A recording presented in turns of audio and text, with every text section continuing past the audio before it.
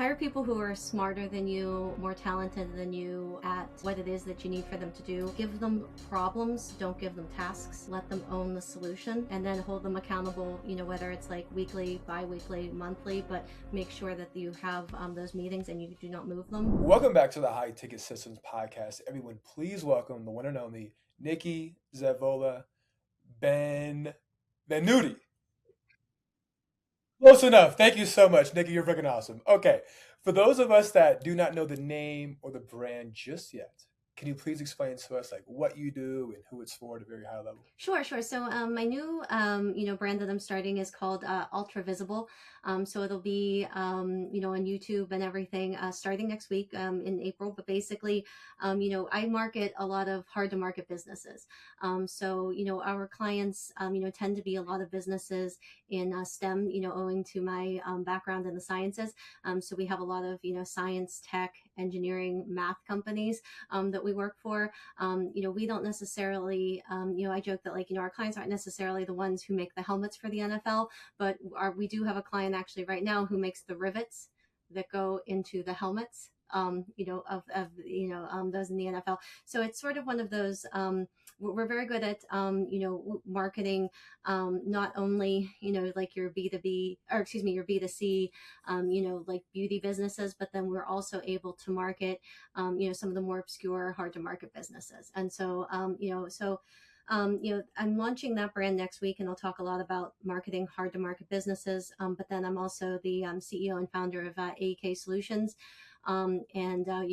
We have a digital marketing business. I'm also an adjunct professor at Carnegie Mellon University in the Human Computer Interaction Institute, and I write books on digital marketing. That's Thanks. super interesting.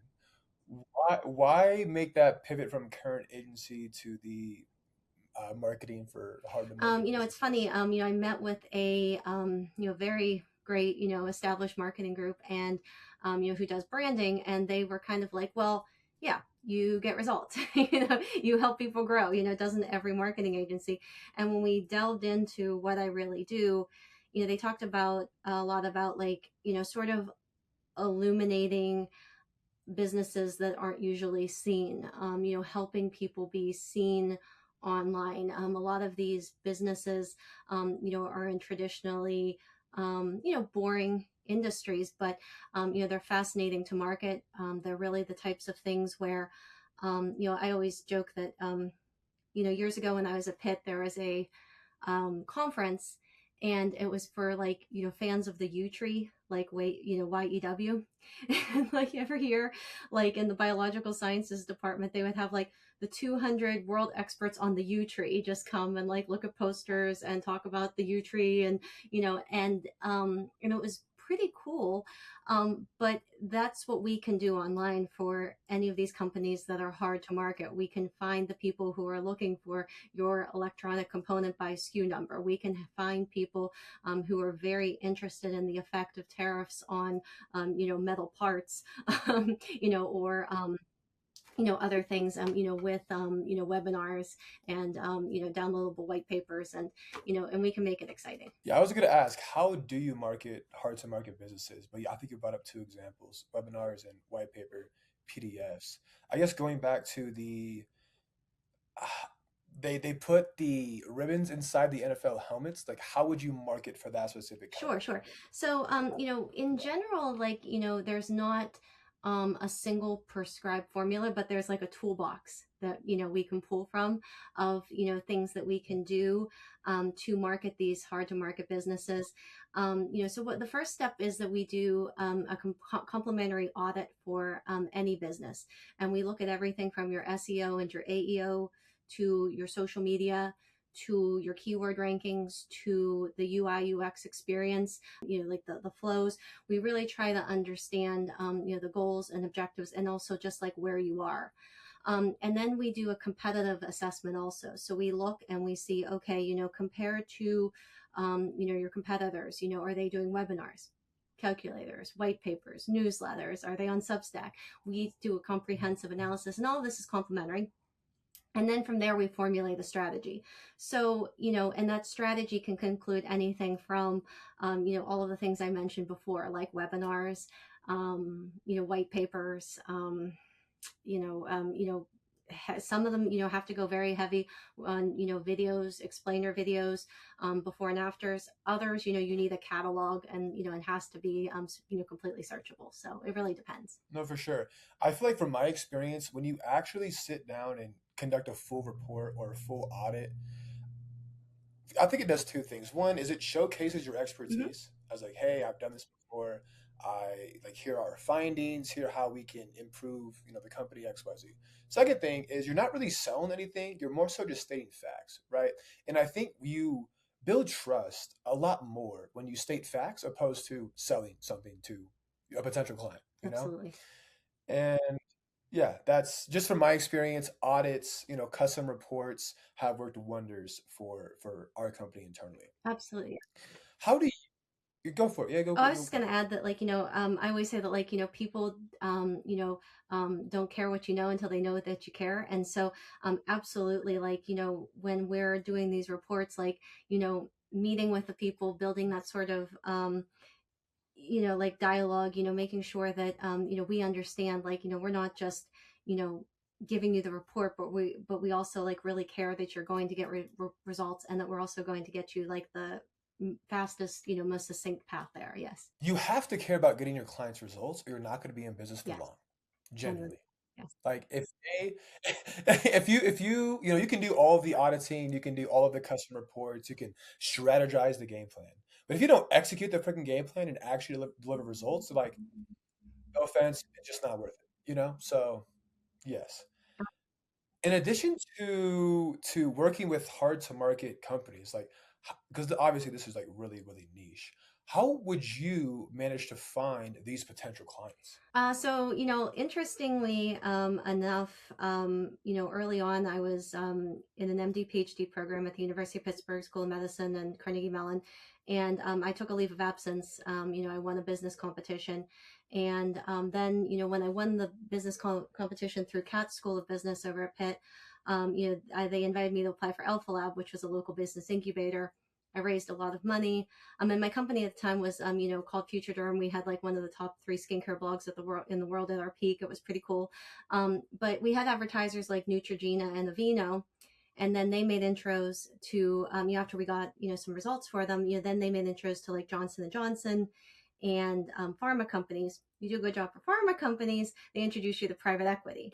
Private equity was very interested in getting us involved in the Vistage network, where it's a network of over 30,000 CEOs, globally, who have businesses with 2 million to 2 billion in revenue. So, I have small children, so I travel once a month and I speak to these groups of CEOs. But what's interesting is, I think it's like the Warren Buffett thing where he always talks about how, he didn't make money investing in Amazon. He made money investing in the, like the plastic wrap that goes into the boxes that Amazon ships with. And a lot of these people that I meet through Vistage, have made very successful businesses, with the things that you wouldn't necessarily expect, some of these, components, so to speak. And so, we've had to learn how to market these types of products, and I think we've become very good at it. No, that's super Thank cool. I've spoken with a couple of agency owners that have made amazing referral partnerships with private equity firms. And I feel like that is like the golden goose egg. Like if you can partner with a private equity firm, they just give you deals and you just execute. That is fan freaking you. I've been tastic. very fortunate, But yes. obviously, you have to be competent though. Like, you were in the PhD program, you have your No, master's, no, or do you no. have your PhD? When you leave early, no, no. Because then people would have to call me like, Master Zevola Benvenuti, and like now they can just call me Mrs. or whatever, Ms. or whatever. So it's For sure, for sure. But nonetheless, you still have to prove your hmm. competency. Yeah. I mean, look, like, a doctorate is like, the highest honor. I always say that someday, after I sell my business, I'm probably going to go back and try to, get it. At this point, it might end up being in like finance or, AI or something. But I mean, but like, but I would, I'd love to have one someday. But right now, my plate is overly full. So, yes. No, for sure. And I mean, if you think about it, I think people want to pursue getting a PhD because of the outcome a PhD can get for you. Like, if you are financially driven, like me and the person I was dating who was obtaining her PhD, she just did it because, like, she knew she would have a really high paying career with a PhD. But you found success, obviously, without a PhD. And I think That's why you pursued business, because you would rather have the financial success than like putting yourself through tons of schooling. Or correct me if I'm wrong, but am I kind You of know, if I accurate had there? my life to do over again, I probably would have just finished. um, I think, Really? like I left in 2012 and I only really had like 2 or 3 years left, but it's funny when you're in the moment, 2 or 3 years, and those days are so long. I mean, like some of those rotations start at like 5 a.m. and you're not like home till like 8 or 9 p.m. So it just felt, so insurmountable at the time, especially because I was passionate about business at the time. But if I had it to do over again, I probably would have finished. But then again, some of these opportunities that were available because I was blogging, because I was an early adopter of Google Ads, because I was willing to take those risks in that like OG period, of like 2012 to 2015. So maybe the business wouldn't have taken off as much. So so I guess it's a double-edged sword, and you can always go what if. So yeah. You brought up taking risk. Not too many people in this world actually are risk takers. Where do you feel like that comes from for you specifically? Um, you know, I think that I like to think that most things, can be learned. Like, there's like a Carol Dweck book, and she talks about how most, like you have to have an adapting mindset, and you have to, and most things aren't fixed. But with entrepreneurship and risk taking, I will say like there's actually like the entrepreneurial test that I like to do with startup entrepreneurs that I mentor, and if you take like a bag and you're like, will you pay me $1,000 for this bag? People who aren't entrepreneurs are like, no, you're crazy. Well, what label is it? Or like, that's not worth $1,000. But people who are entrepreneurs will be like, well, what's in the bag? Because there could be like $1 million in this bag, there could be, like the deed to a house in this bag. Um, so I think when it comes to entrepreneurship and risk taking, I think to some extent, like you are born with that. But then I think taking calculated risks and succeeding and can reinforce that over time too. That was a great Thanks. analogy. I've never heard any, and you came up with that like on the fly. That was I super actually freaking heard cool. that somewhere Uh, else a long time ago, but I use it all the time because it works. Like there's been people through Alpha Lab or whatever that I've mentored, and like they've succeeded with the bag test and like they've done really well, and so yeah, I think it's fairly accurate. it makes sense. No, exactly. On the topic of like customer retention and customer satisfaction, I assume at your level of scale that you have help with this. You have like client success managers or Yeah, we have a directors, lot etc. of managers. Can Yeah. you like can you walk us through, I guess, like how they conduct client relationships, how they conduct like reporting, or just ensuring that the client is actually happy, satisfied, so the business is still profitable and obviously maintaining that Sure, sure. account? Yeah, absolutely. So, in the beginning, people typically come to us with specific goals. Most of the time, those goals are either, to increase leads, to increase traffic, or to increase engagement. Sometimes, some mix of the three. But then we tie those goals to very precise KPIs or key performance indicators. We measure those internally at our agency every week. And then we have internal meetings where we make adjustments to the strategy or tactics that will need to be deployed in order to move those forward. And then we report them to the client monthly. And so that's how we work with that. Yeah. I am really happy that you take notes live.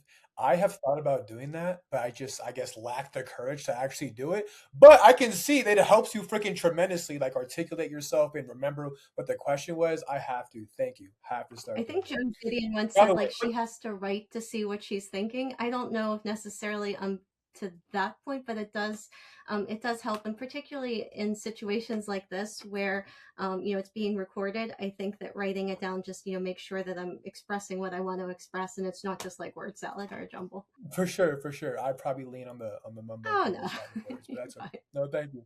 But the way you articulated yourself about creating, I guess, long lasting clients makes total sense. I think weekly reporting, KPI recording is a must, right?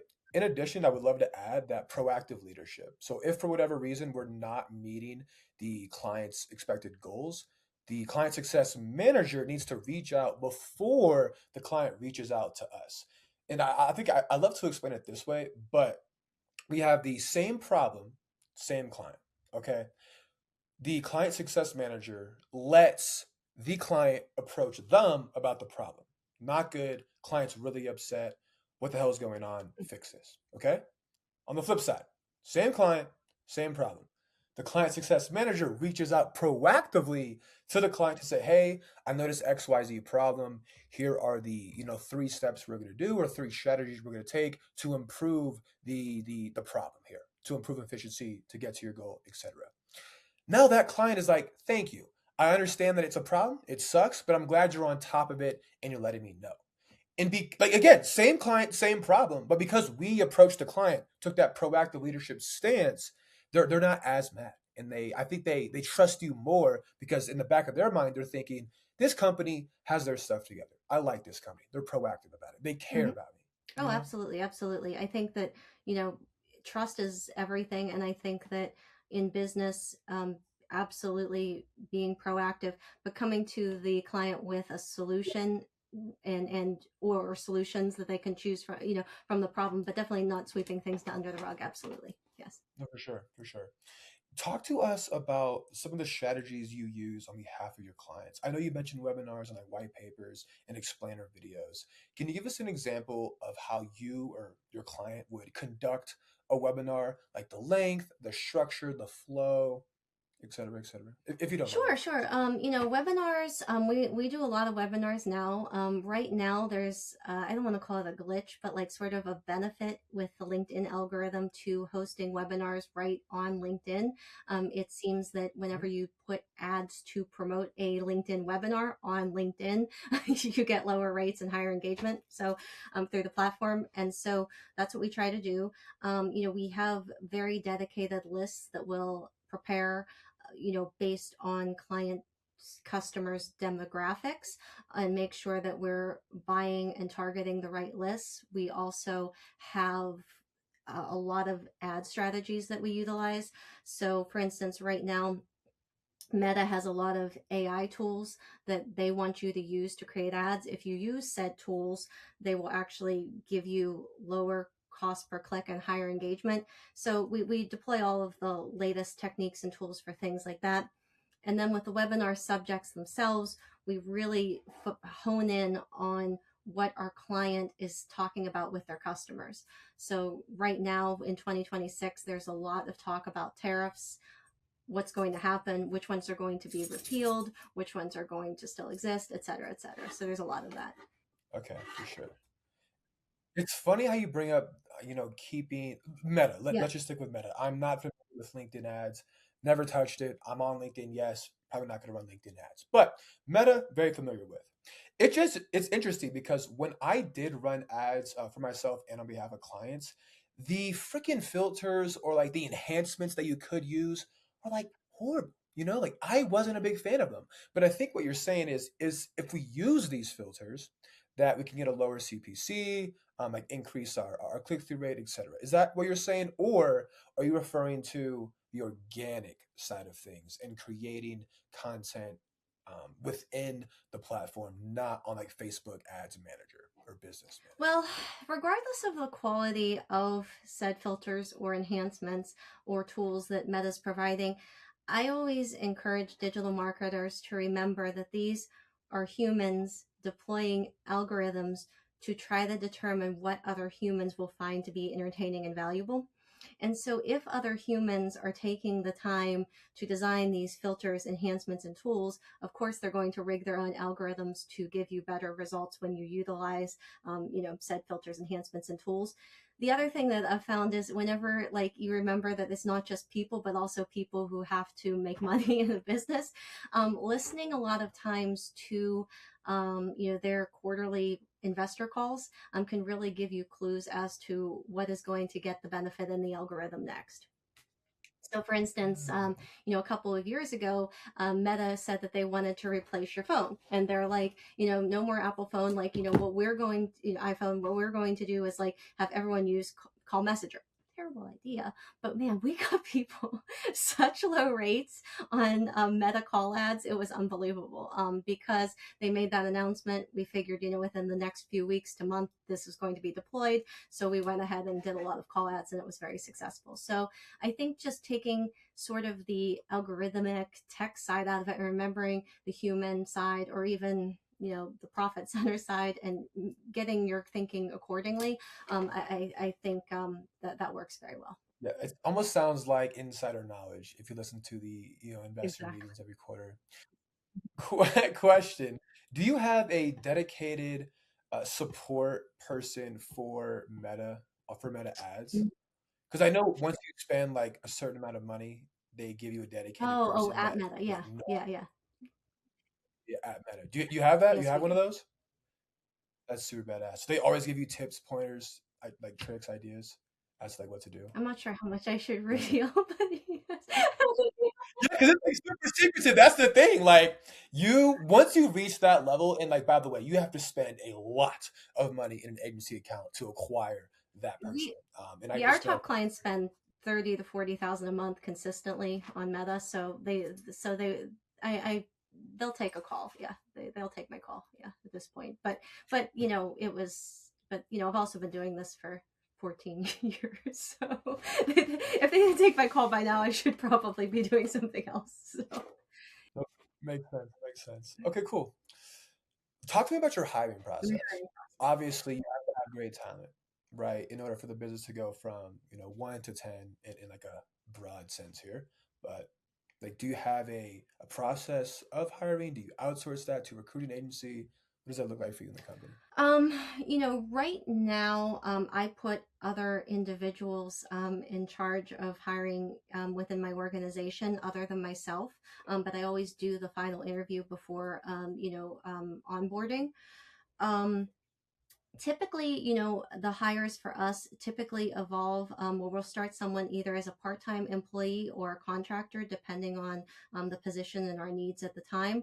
And then, within a certain amount of time, depending on, what work we have available and the work that's been produced by the individual and the propensity for more work, then we make them full-time employees after a certain period of time. But yeah. Um, I'm actually not the best at hiring myself, so but I do have other individuals at my company who have experience with that, and I let them lead. No, you're all good. I'm really curious now. How large is the company from a headcount It's perspective? about 30 if you include all of like the part-time employees and contractors now. Yes. Okay, cool. Badass, badass. Do you guys have other sales reps within the company? Like, do you only generate leads through your speaking engagements with these private equity firms? We just hired a firm out of London. So actually, if you talk to me again in 30 days, I can tell you if they have, I can tell you if they're doing a great job or not. But we Oh, sh- work with them for with other clients, and they've done a sensational work. So I am confident that this is a good decision. But for a lot of years, I did is sales myself with Jeffrey Gitomer's system, and I'm happy to be stepping away from that. Yeah, directly. the company you hired in London, are they like a sales Yes, agency? yes. Okay, so they take our sales calls. Cool. So you essentially generate leads through speaking engagements. They hop on a call with the London company, and then that's how that would work. What was the name that you mentioned earlier? The philosophy or program you're referring to? Jeffrey Gitomer's. Jeffrey Gitomer has some incredible books. I think he has like the little black book of contacts, the little red book of sales, the little green book. I have all of them. They're like right over there. But they were phenomenal. And one of the best things that Jeffrey Gitomer's books have taught me is the like the point system. So as a mom and as a business owner, I have like a 30-point daily system. And so basically, like even on my worst days, I'm trying to hit as many of these 30 points as possible. But over the when I first started the system, it was primarily sales, but now it includes everything from you know internal management meetings to interviewing a graphic designer for their final interview to closing a sale, making a sales presentation, et cetera, et cetera. Gotcha. I'm not familiar with a 30 point system. Can you explain at a high level, of course, like what that might be. This is really this might be like where like I don't want people to like turn off the podcast. They're gonna be like, this girl's like a super nerd. Um, but basically, like, if I send an email that is like poignant, that's like a point. If I am in a 15-minute meeting, that's a point. If I'm in like a 30-minute meeting, that's 2 points. If I write a blog post for our own channel, because I like to do that myself, even though I probably shouldn't at this point. Like, that's a point. If I make a video, that's a point. This podcast will be 4 points because it took an hour. It's super embarrassing. I can't believe I'm even talking about this, but No, you're totally good. You're totally good. Thank you for opening up about that. Basically, it's like productive tasks or productive activities to generate some revenue within the company. But now that you're in a position of leadership, it's about like it's not always about like revenue driving tasks, but making sure my team is being effective, making sure my team is taking the necessary I don't know steps to become successful or help our clients become successful. Right. absolutely. Yeah, having lived through like two pregnancies, two C-section recoveries, my mom got cancer and died, but my dad got cancer. He lives with us. I think that, like, after, like, it's sort of like been a point of peace where, like, you don't have, instead of me having days there where it's like this and then like this and then, like, I sort all of my days are kind of like, of course you have some, but there's sort of like a baseline to just consistently hold myself accountable, even on days when it feels like the world's blowing up, and I can still make enough time to get a certain number of tasks done to keep like my business and household moving forward. It's what works for me. The consistency and the stability is what works for me, but it doesn't work for everyone. It also is really nerdy, so I don't know if I should even be talking about it, but there you go. You're totally fine. And I like there's no one size fits all for like tips and productivity hacks in life. Like what works for one person might not work for the next, or what does work for this person works exceptionally well. And who cares like what the hell the regimen is? Like people wake up at 4 a.m., take a freaking ice bath, and then hit the gym. I'm not doing that shit. They're crazy. You know what I Yes. mean? But like, kudos No to ice you, baths. bro. Yes. Not, Yes. not, Yeah. you know what I mean? So no self-deprecation. You're Okay, totally cool. good. Let's see. Over your 14 years in Yes. business, over your 14-year career with owning an agency, looking back, what is one thing you wish you knew when you first got started? One thing. People always have that reaction. One thing, man. No, take your time. Take your time. Hire, I'll give you them as they come to mind, and are passing through the filter here. Hire people who are smarter than you, more talented than you, at um, what it is that you need for them to do. Give them problems, don't give them tasks. Let them own the solution. um, and then hold them accountable, whether it's like weekly, bi-weekly, monthly, but make sure that you have those meetings and you do not move them. Other things. Oh yeah, yeah, please. I'm sorry. What you said is just really, really important. You said give them problems, not tasks. Yes, and I also feel like it depends on the personality of that hire. Are they an A player? Because if they are, and you give them a problem, they're gonna solve it. If they're like a B or a C player, you say, I don't know how to solve this problem. Like I'm not that kind of guy. Like give me tasks. Like tell me what to do. Like why am I thinking for myself here? So to piggyback off what you said, it's about the quality of the hire that will be able to execute the Yeah. problem or solve the problem rather. Yes, yes. Hiring very quality people to solve problems. Yes, absolutely.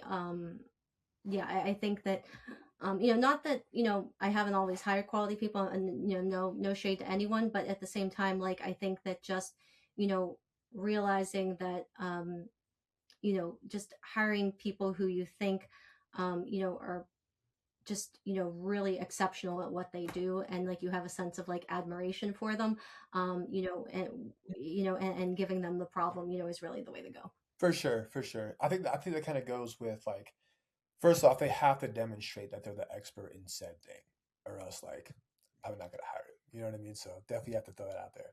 Did you have anything else that you wanted to add to a knowledge you wish you knew before? Okay, we can move on. There's so Just kidding. much. Oh, I am curious about the you did you say the YouTube channel that is going to get yeah. launched next week for the new Yes, it'll company? be called ultra visible. Yeah. Ultra visible, perfect. Are you going to discuss like SEO strategies or just strategies in general to become visible online in these hard to market So businesses? I'm starting out where every day is going to have a different theme. So Monday will be metrics Monday. So like people are like, what is, CTV, LTV, or what are CTV ads? What's LTV? How do you calculate the CAC? Like I'll do all the boring stuff. Tuesday will be like Tiers Tuesday. One question I get a lot is like, how do I do meta ads for a 5 million business versus a 50 million business versus a 500 million a year business? So I'll talk through like tiers on Tuesdays. Wednesday will be what's happening Wednesday. So basically, like what's going on in the news. That's basically the videos I do now. Thursday will be how to market X. So like if you have a pen company, this is how we market it. And then Friday will be like more like fun topics, just like like the branding agency was like, you got to show some personality. So I'm like, fine. So so it'll just be like, I don't know. I make really good like Italian food, so like, I might be like cooking or, I'm with my kids a whole lot, so like, here's my daughter and I doing a makeup tutorial, something like that. Yeah. That's super cute. By the way, I am part Italian. Love Italian food. It's my favorite, hands down. It's easy to make once you know all the secrets. It's That's the thing. It's knowing the secrets. I still think I lack the knowledge of secrets, but that's okay. That's okay. I brown love sugar and the red sauce. That's the number one. it. Sugar and the red sauce. I love that. Good advice. Good advice. I was gonna say something on the topic of yes, you did not go to school for No. marketing, right? How did you even manage to start an agency? Like, what happened in your life where you were like, yeah, STEM is cool, but I kind of want to do this business thing? I've been told before that I market like a scientist. Actually, when I went to the branding agency, I thought that they were going to come up with like, oh, my brand is I market like a scientist. But no, actually, my brand is I market hard to market businesses. But I think having the scientific background made me sort of look at everything like, and I almost apply like the scientific method with, it's sort of like, what's the problem? Well, here's, like where you are. Here's the hypothesis. Like let's test the hypothesis. We're constantly doing that and iterating. We're willing to kill our darlings at our agency. Like we are not married to perfect design. We are not married to a very cute campaign that we spend hours and hours on. If it doesn't perform and it's not meeting the KPIs, like it's got to go. So so Right. I would say that having the scientific background kind of made me unemotional and removed from that sort of thing. And then naturally, I do love design and art. And, I was deciding for a period of, like my mother was very much against me going to like interior design school, but I was deciding between like interior design school or medical school. And my mother's like, please don't go to interior design school. But I ended up finishing medical school anyway. But I feel like um, I can't always tell you how to get to the perfect design, but I can tell you if it's wrong, and I can tell you pretty specifically like how maybe wrong's too harsh, but like how to get it on brand or how to adjust it accordingly and to really get it so it feeds into that experience. And when I'm at CMU and I teach service design, that's a lot of what it is too. So Thanks for the context, but I guess like what happened when you were in college to like taking your first client? Right? Did you get an internship, and then you said, okay, cool, I have the skills now, or like what was that oh, I just had transition the like? skincare And blog and it was really popular. And then and we had advertisers like Neutrogena, Vino, Revlon, Vanity Planet, Tatcha. We had the Estee edit with Kendall Jenner and Kylie Jenner before, like, Kylie had Kylie Cosmetics. We had just like the coolest clients. And then when I got to a point where I was making 10,000 a month while I was in medical school, and then they offered me to apply for the business incubator, I was like, that's enough money and it's enough of an opportunity to justify taking a leave of absence. And then they let me go for 2 years on the leave of absence. Does that answer your question, or am I missing the mark? I feel like I might be missing the mark. no, you're good. And I remember you said that earlier. And didn't you win the award? I got second place. Yeah, somebody else. Yeah, like Um, designing something really cool like an artificial heart or something went first place. So it's like, I can't compete with that. So yeah. so second place Yeah. is not bad. No, no, it was $25,000, and at the time, like that was enough for me to like, with what I was making from advertising to get a product line started and things like that. So just a small run, but Oh, super cool, super cool. Let's see. I know you have the new business launching next week, but anything else that's up and coming for the agency on either side, on either agency? There will be a book coming out, and it'll be in July of 27 with like a real publisher. So that'll be in July of 27. It's based on ultra visible and helping unseen businesses be seen online, and basically how to market the unmarketable business. So that'll be exciting. And then I do publish an annual guidebook on digital marketing that's updated. So that'll be coming out. The goal was April. It might be pushing to May, but I'll be getting that out shortly of this year. That's Thank super you. Thank you. exciting. I like writing That's books. It's cool. no, of course. I have yet to write a book, but I like reading books. I think knowledge is, pretty important. Definitely, definitely. Yeah. Yeah, absolutely.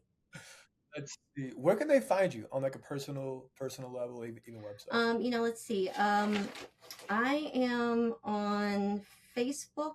Um, Facebook's mainly, stuff I don't mind like family seeing. That there's like Instagram, where I, have more personal stuff, and then LinkedIn is great, for business, and stuff. And then I'm getting a TikTok started, but that'll probably be more like the like ultra visible stuff, in that brand. And then like I'm on X also, yeah. Okay, solid. Cool, cool. Well, Nikki, thank you so much for the Mhm. conversation. You are clearly knowledgeable, definitely the expert in the Thank you. space. I wish you tons of success for the current agency and the new one starting here Thank pretty you. soon. And we'll have you back on in like 6 to 12 Absolutely. months and see how the new agency is Sounds going. great. Yeah, Thank you for so sure. much. Thank you, Jordan. Thank you. Absolutely. Yes. Audience, we love you. We'll talk to you soon.